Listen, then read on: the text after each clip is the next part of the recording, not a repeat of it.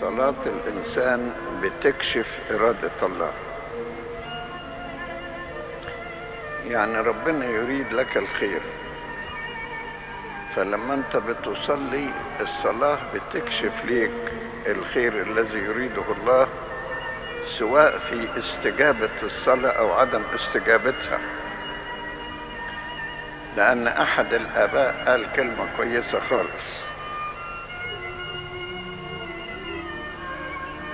قال: هناك صلاة يظن الشخص أنها لا تستجاب، وتكون استجابتها في عدم استجابتها.